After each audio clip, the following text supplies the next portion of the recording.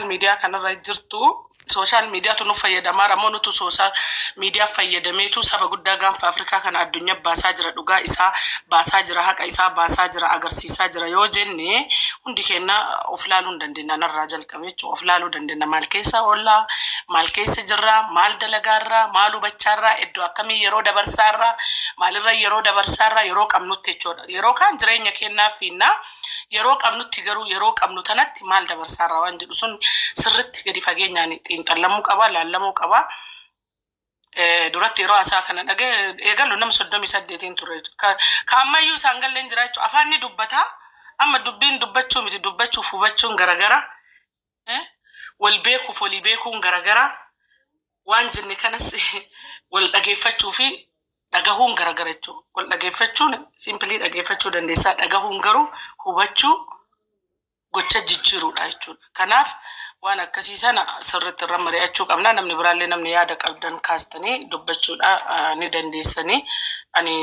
iddoo dalagaatti seenuu jira amma garuu waan jiru kaastanii mari'attanii yeroo duras sagantaa qabna guyyaa kamisaa barnoota ture ji'a ramadaanaa dura kadhaamne sababa adda addaatiin barumsi sunis dhaabbatee jira nutis ittiin deebine barumsis kanuma jechuudha waa'ee aadaa duudhaa safuu safeeffannaa Uma Oromoo kaleessa ganama safuu Oromoon maal fa'a safuu eeggataa safuun Oromoo maali Oromoof maaltu safuudha Oromoon akkamitti kabaja sa'a namaa qaba dubartii qaba ollaa qaba gosaa qaba soddaa qaba dhalaa qaba sablammii qaba sa'a qaba namaa qaba bineensa bosonaati qaba waan jedhu sirriitti mana kana keessa barachaa turre jirra jechuudha warri baratanii irraa bu'aa argatanii har'a barsiisaa irraanis jiru jechuudha alhamdulillah ka dhagahee gurra bitaatiin dhagahee gurra mirgaatiin dhagahee bitaan baasus baay'ee jira jechuudha suni rabbi of nu haa beeksisu hunda kennaa narraa kaasee kanaaf wanni kun maal ta'uu qaba waan jedhu yaada keessa walii gumaachuu ni dandeessu jechuudha ani maraa oli dabarsee jira maraa oli yookaan mooyee yaada yoo qabaatte misra warra asirra jirtan hundi yaada yoo qabaattan warri dhagaa jiraattan booniin jirti Dr. Yaqiinoon jira kanaaf cophaa baatee maddataati waan ta'eef walitti wanni nu dubbannu beekaa taanee beeknee fixannee miti jechuudha waan beeknu irraa dubbanna waan beektan irraa immoo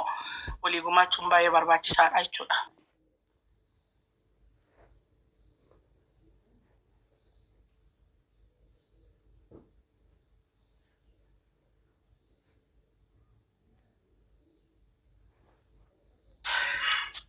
Ayyee